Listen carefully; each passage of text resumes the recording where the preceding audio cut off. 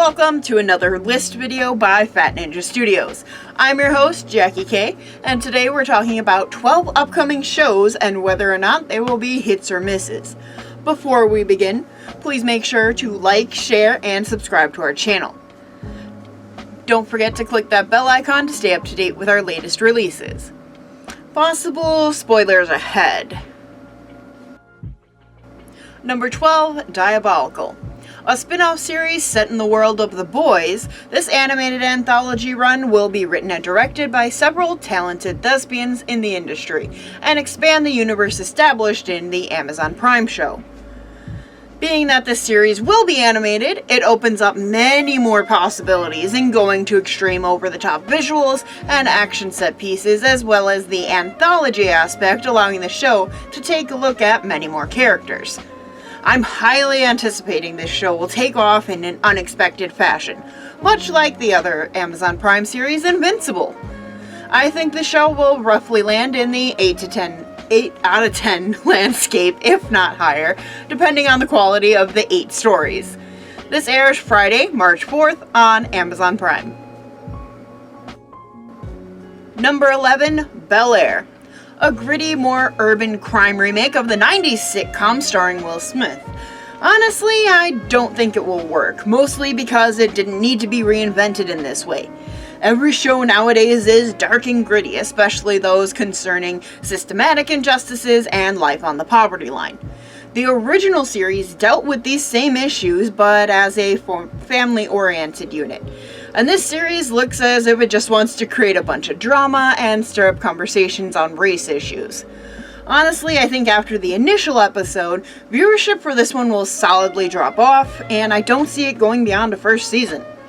I'm predicting a 3 out of 10 at best, because most of what's been shown has been told in several other shows in much more meaningful ways that aren't just trying to capitalize on a name brand. Debuts Sunday, February 13th, on Peacock. Number 10, Moon Knight. While the ratings for this series haven't officially been posted at the time of this writing, it looks to be the first Marvel Disney Plus series for a TVMA audience. The plot is simple. Mark Spector has some identity issues, and this is exacerbated when he is put before the god Khonshu, who grants him superhuman abilities. While I'm not personally familiar with many Moon Knight comics, from the trailer it looks both mysterious and creepy, as well as action-packed and brutal.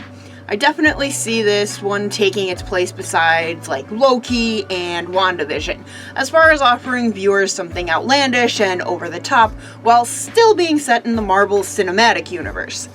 I predict the show to be around the 8 out of 10 mark, and will definitely be a talking point for many fans.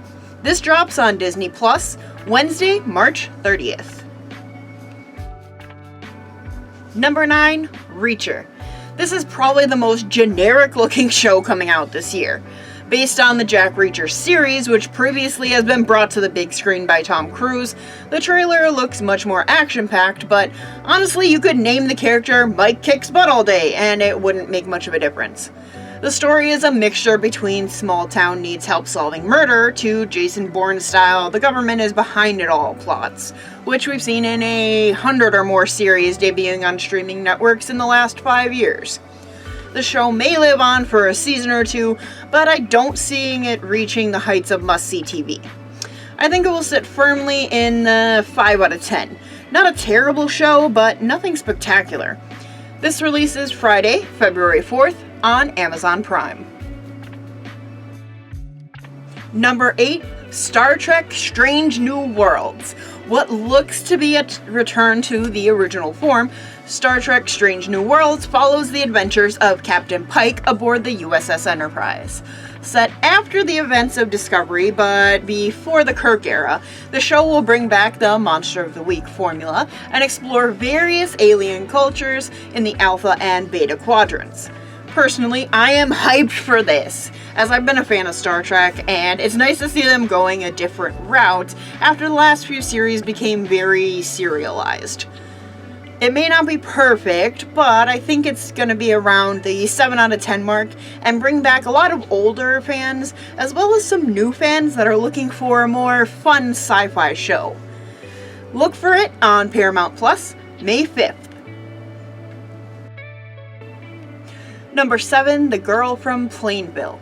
Based on the real events from the texting suicide case, this limited series will explore Michelle Carter's life through the events that led to the death of Conrad Roy III.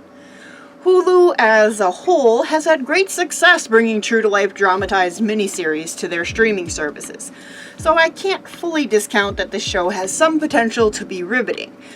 But given the subject matter, I feel that we're also in for a ride of heavy-handed dialogue and themes. If not handled with care, it could sit somewhere at the 6 out of 10 level, becoming a show forgotten before it's even finished its final episode. Here's hoping that they're going to knock it out of the park. This releases spring on Hulu. Number 6, DMZ. Starring Rosario Dawson and based on the comic book series of the same name, this show is set in the near future after a second civil war ravages the United States. Also at risk of being heavy-handed with its themes, I believe this is the show that will create major discourse between American citizens, as it is incredibly relevant to today's societal situation. Directed by Ava DuVernay, it will be both visually stunning as well as character-centric, and I see it sitting at an 8 out of 10. My only concern is telling such a large story in only 4 parts can leave a lot of unanswered questions and world building on the cutting room floor. Check it out on HBO Max when it airs later this year. Number 5, Ms. Marvel. Another series set in the MCU, this one seems too kid-friendly and will most likely miss many adults. While it promises to bring the Inhumans to the MCU landscape, again since the first attempt by ABC failed, it overall just exists to give the character an origin story before her debut in the next Captain Marvel film. I'll be upfront, I've never really been a fan of this particular character, but I can understand her relevance for younger readers, and for their sake, I truly hope that this series is well done and lives up to their expectations. I see the series sitting at around 6 out of 10, not taking the MCU world by storm, but not hurting it in any way either. This premieres this summer on Disney+. Number 4, Halo. This has been a long time coming, ever since Peter Jackson announced his live-action film adaptation back in the early 2000s, and that was deemed too expensive to ever be brought to the big screen. Now, with streaming budgets rivaling most film budgets, we're finally getting a live-action representation of Halo. From the first teaser, we've gotten glimpses of Master Chief and Cortana, as well as establishing that the series will take place during the height of the war with the Covenant. It simply looks good, but that's all I can really say. If you've ever played a Halo game, sure, there's a big story, but most of the time you're running through hallways or driving a warthog and shooting a bunch of things. So it'll be interesting to see what they fill the other time with in this series. I think that it's going to sit somewhere around the 7 out of 10 mark, but it has the potential of being a major event. It's always a gamble bringing a video game to the big screen, more misses than hits, yet if fans could collectively get the viewing numbers up, the series has potential to go for quite a few seasons. Check it out on Paramount Plus when it drops later this year. Number 3, House of the Dragon. After the short and ill-received final season of Game of Thrones, the franchise seemed doomed to be forgotten until the announcement of House of the Dragon, a prequel set 200 years before the events of the main series.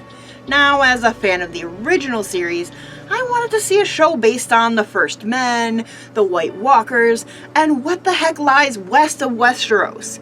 But alas, there hasn't really been any good fantasy series outside of The Witcher on Netflix, so I'm hoping that this will be good. We know the production value is going to be epic, with highly detailed costumes, fabulous locations, and epic battles and all the bloodshed. The question is, what will they tell us that we didn't already know about the Targaryens? They pretty much gave us the rundown in the main show, so what are we truly getting from this, and how many seasons will they milk from it? I believe at least the first season will be a 7 out of 10.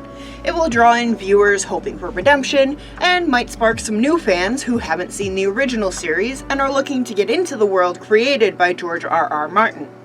Be sure to tune in when it releases later this year on HBO Max. Number 2, The Last of Us. Now, as I've said before, bringing video games to the big screen is typically a terrible idea, unless it's something as cinematic as The Last of Us. If you played the game, you know that the story is basically a movie already, with real character depth, a great theme, and some hard-hitting emotional story beats. The story is simple.